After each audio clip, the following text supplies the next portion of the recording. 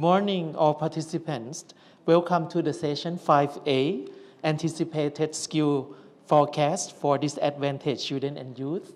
My name is Rangsan Vibundupatham, Education Officer from UNICEF Country Office, Thailand. I'm very pleased to be the moderator of this significant event. Let me introduce our distinguished speakers. We are here with Mr. Felix Wenkendorf, International Labour Organization, ILO. And the second presenter, Associate Professor Dr. Prom Pillai Buasuwan from Kasetsart University, Thailand. And also we have a guest from Philippines, Mr. Saihan Lee, Bangosphere. The Q&A session will begin after the discussion. All online conference participants are invited to send your questions via Q&A chat box available on the conference website. Let's start with Mr. Felix from ILO. Thank you.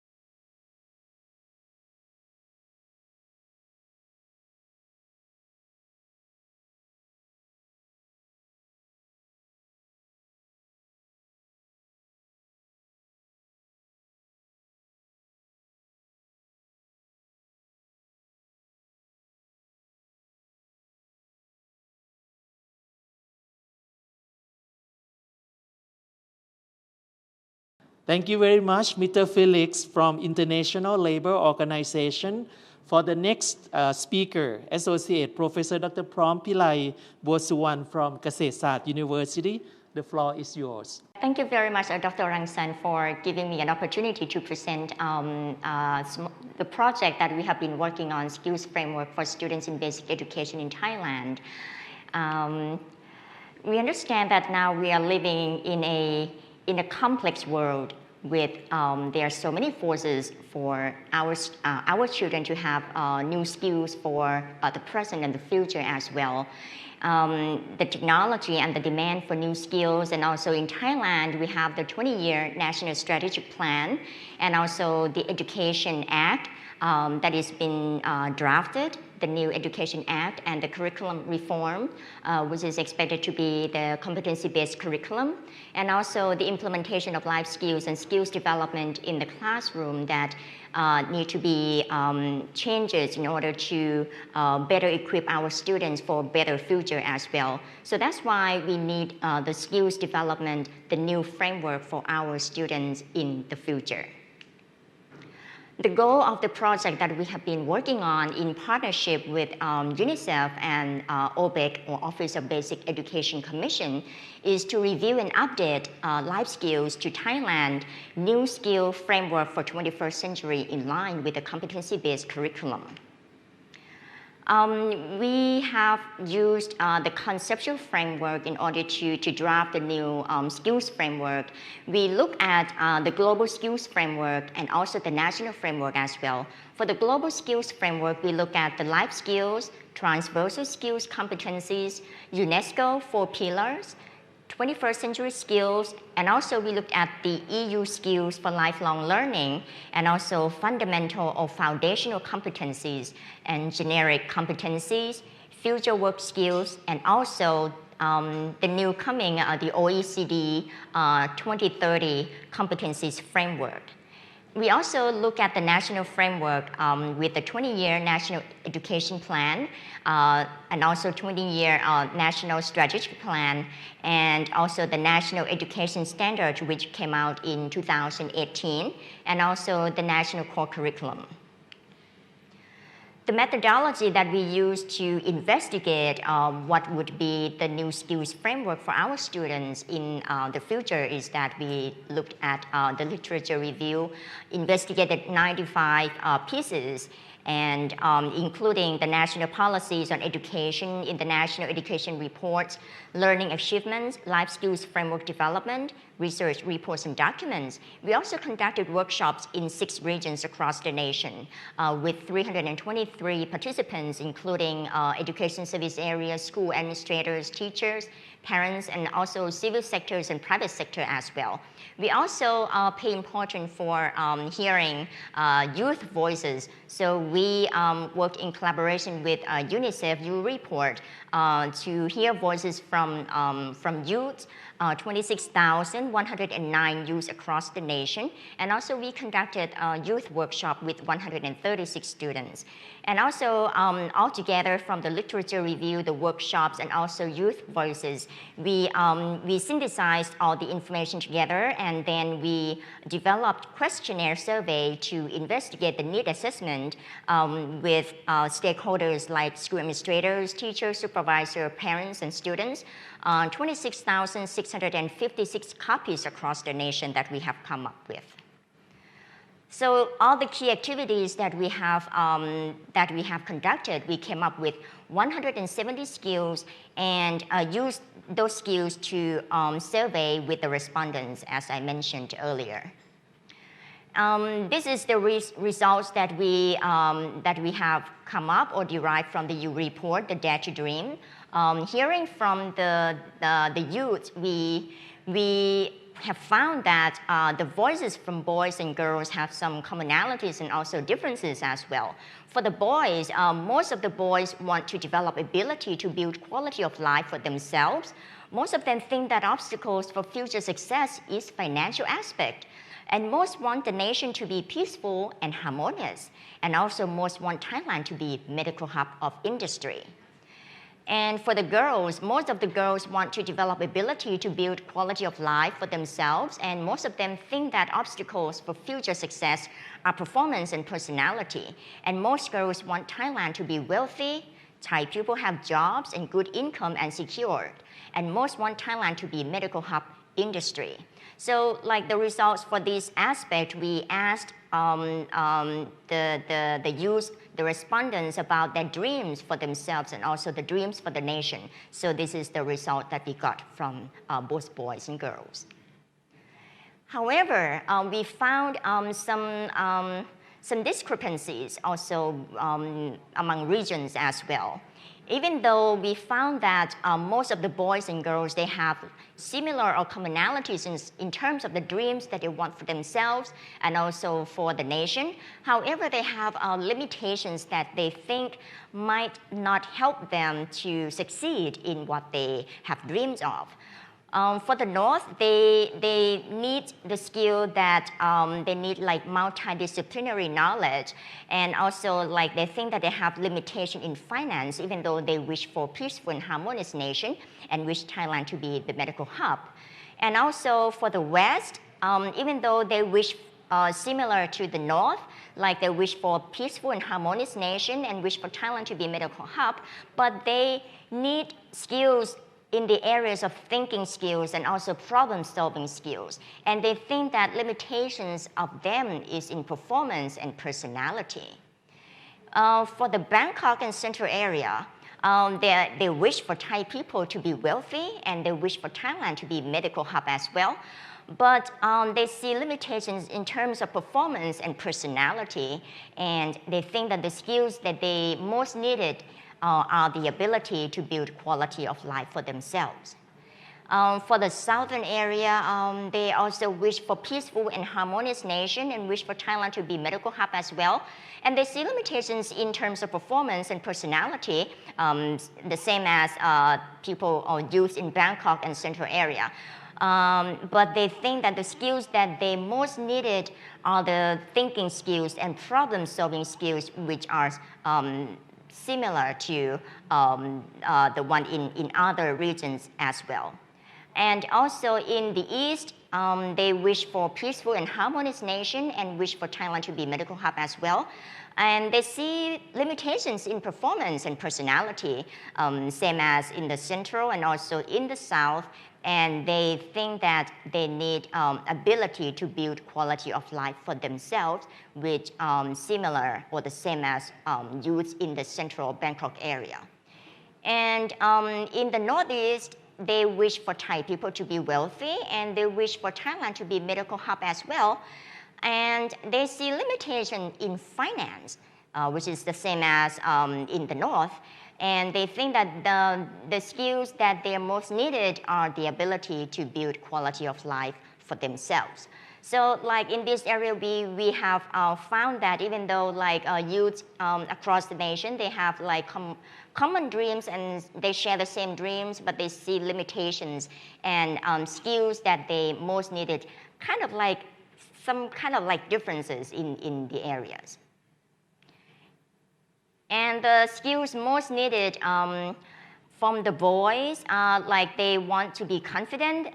Most of them, they are confident that they can make success in their life. But for the girls, they kind of like not so confident in what they can achieve. And the skills that they most needed are not differences between the boys and the girls. They are pretty much the same, but they have like different levels of confidence.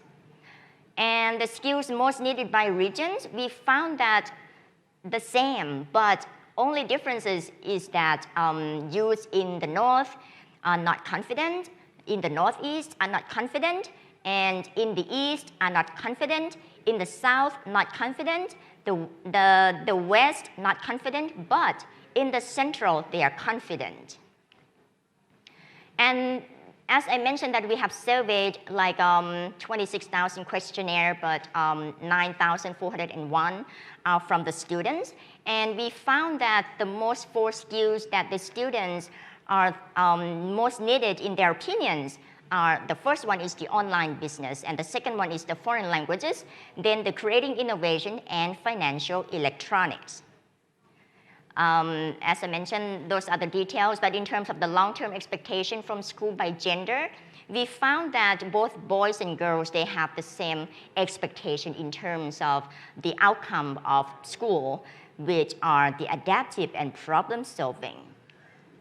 So this is the details that we found no differences in terms of long-term expectation from schools by region. So as a concluding part, I could say that our youth, we have they have the same dreams, but they have different limitations. But there are skills that are most needed for them, that there are some core skills that we need to equip our students for future challenges, for that they can have better quality of life. And I think that private sector can play a critical role in how to help our youth, our children to be equipped with better skills for the present and the future. Thank you very much. Thank you very much, Associate Professor from Pillai Buasuwan from Kasetsart University. That was fantastic presentation. For the next speaker, Mr. Saihan Lee, Bangkok, Philippines. Hi everyone. Before we start, I'd like to do a little experiment. Can you take a few moments to think about someone whom you admire professionally? It could be a leader, your boss, your colleague, or someone that you work very closely with. Now, I'd like you to think about how this person is so special. What kind of behaviors, attitudes, and even skills this person have that make them so successful to you? Would you agree that some of their attitudes and behaviors and even skills make you feel safe, confident, joyful, and maybe inspired? What would you call these things? What would you call these qualities that this person have? My bet is that they are fundamentally very human skills, very human attitudes, skills, and behaviors. And here at Bagosphere, we call them human skills. And we believe that these skills are skills that we need, are critical skills that we need for the future of work. The problem is that in the world today, there is a huge emphasis on STEM skills. But when, for example, the World Bank looked at the employers who are trying to hire people, and here this example here is in the Philippines. This was a study done in 2017. About 1/3 of employers are unable to fill vacancies. And the main reason for that is related to social emotional skills. Skills like communication skills, adaptability, problem solving, critical thinking, public speaking, etc. And this is a growing concern because we are seeing that the main skills gap is not only now just digital skills and STEM skills, which we know that especially for disadvantaged youth in the Philippines or many developing countries face huge gaps in digital and STEM skills. But now we are saying that, now we are seeing, and this is from the CEOs, this is from organizations and businesses, are saying that that the main skills battleground, as you can see here in this PwC survey, CEO survey, these are problem solving, leadership, adaptability, creativity, and innovation. And these are fundamentally very, very human skills. And unfortunately, the pandemic has accelerated the change that AI and automation has started in the last 10-15 years. And in the Philippines, according to the Department of Labor, about 5 to 10 million workers are going to lose their jobs or have already lost their jobs. And for the employers, they have to rethink their business models, and that requires a huge shift from not just working at home, but rethinking about how trends are moving, such that their workers have now to be reskilled. And so we are seeing this huge gap, a very concerning gap, and not just digital and STEM skills, which we have been focusing a lot on to bridge, but that typically the human skills such as problem solving, leadership are increasingly becoming much more challenging. Um, and as technology increases to allow us to work remotely and to have less face touch, I do believe that the human touch is so much more important now, and it's so much more essential for workers to be able to be productive at work. So Biosphere was created to solve the human skills gap problem, and we are the workforce development platform for human skills. Our mission is to solve youth unemployment, and we're doing that by transforming people from entry level to reliable talent. And the same the other side of the coin is we are supporting this because businesses have to change and businesses have to evolve. We are fundamentally a social enterprise, and we believe a lot in using business, using entrepreneurship as a way to solve huge systemic societal issues like youth unemployment. So we have something what we call the Talent Pipeline as a Service, or TPAS, and this is the main solution that we have developed over the years as a way to build out talent pipelines for companies. And the first main thing that we do is what we call a pre-employment program. In Filipino, it's Buksan ang Bukas, which means opening to tomorrow. And here we focus a lot on disadvantaged youth, aged between 18 to 35, majority of them being female, and they are usually high school graduates and college dropouts. We do a lot of work in the province and the countryside as well, and we have a 4-week program, and it's a pre-employment program that we closely work with the employers. In this case, would be multinational business process outsourcing companies that are in the Philippines to skill skill our students up so that they could get into those jobs. And these are usually call center jobs, customer service. There's some technical support, and these are jobs that are well paid, about 300 to 350 US dollars per month, which is about twice minimum wage, and provides a solid career trajectory, which we really like. And so, working very closely with these companies, we designed a 4-week program, which is largely very successful. It's a 90% placement rate, and we do a combination of both human skills and job-related skills, which I'll explain a bit more about how we do that. We are also working with a top Filipino university, Ateneo de Manila, where we do co-certification. So it provides a level of credentials to the students who go through our program as well. And we currently operate in 3 cities. Now, talent pipeline is not just pre-employment, getting people into jobs, but it's also bringing people to be onboarded properly and to be reskilled in the future of work, in the context of future of work. And to do this well, we provide a set of contextualized solutions for corporates. I explained about what that means. And we focus a lot on human skills. We focus a lot on the different dimensions of human skills. That includes communication skills, adaptability, achieving results, working with people, teamwork, etc. And we do this and facilitate this on an online learning experience platform that allows us to get the data, allows us to provide a blended way for social learning to happen, and for us to collect enough of that data so that we can learn more about how learning is happening and learning needs to be improved on. We do a lot of work with the microfinance sector, which I'll talk about a bit later as well, and we run programs also for companies such as the Manila International Airport Authority, where we have trained frontline workers who are, for example, janitors, who are baggage handlers, people who are in the front line who are in touch with customers, and allow them to develop human skills so that they could be better at doing their work, and improving customer service.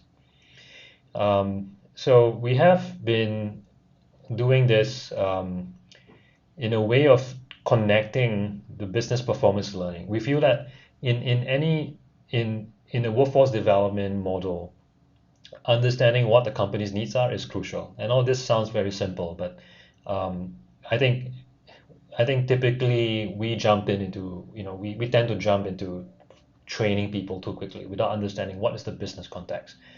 So at Barbosphere, we have a very clear kind of a very clear model on what is the connection of learning to the business performance, and identifying what that is crucial. It's a very, very crucial first step.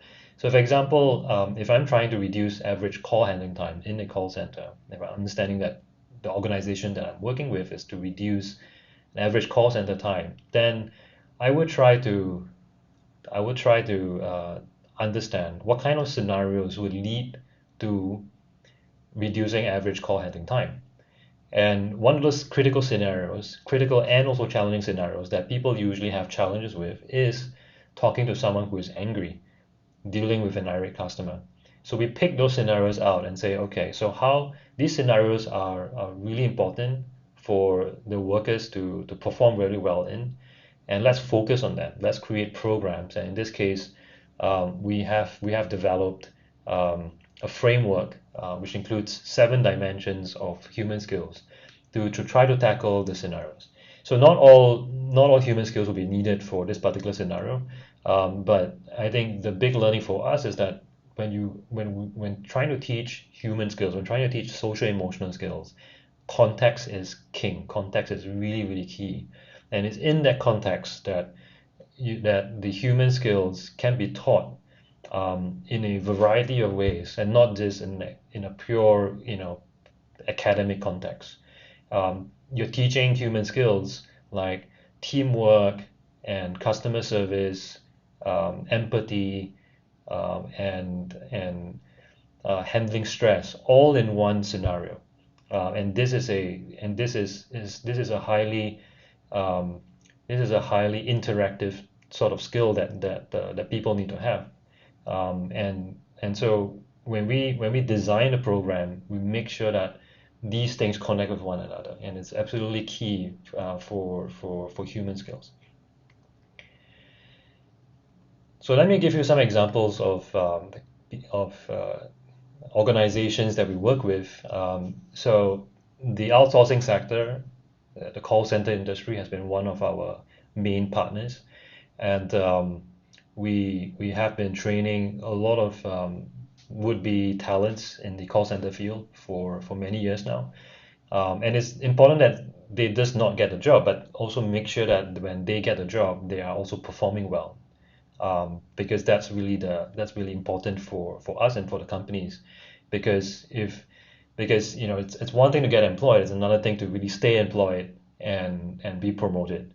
And we want to make sure that we are not only just helping our students earn more and get more income and stay on a job, but also make sure that actually is really impacting our employer partners' business performance.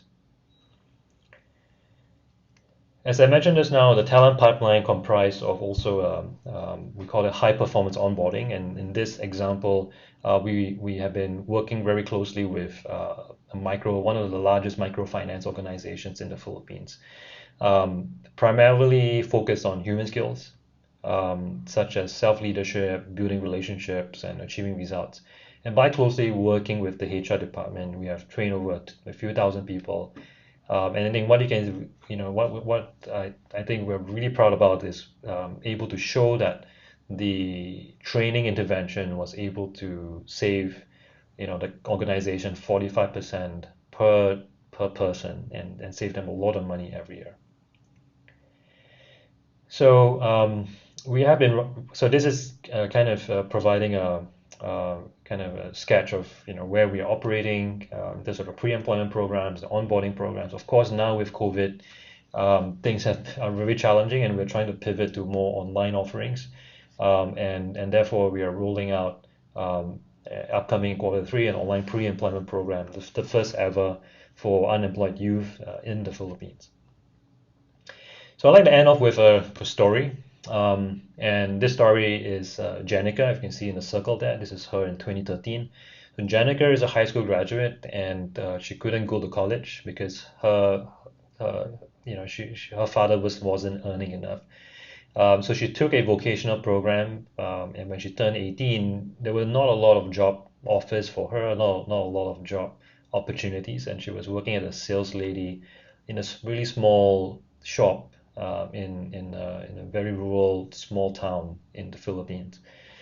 She was earning $70 a month, US dollars a month, 10 hours a day, and was and didn't really had any opportunities to really grow her career and develop further as a person. And so she found us. She joined our pre-employment program, and after the program, she got a job in a multinational call center where she was earning 5 times as much, and of course enjoyed the benefits of a full-time employee. And she was there for 5 years, and this was a Fortune 500 company. Did really well, been promoted twice, and then in 2018 she joined us as a recruitment associate. And she has done wonderfully well with us. She is now a trainer.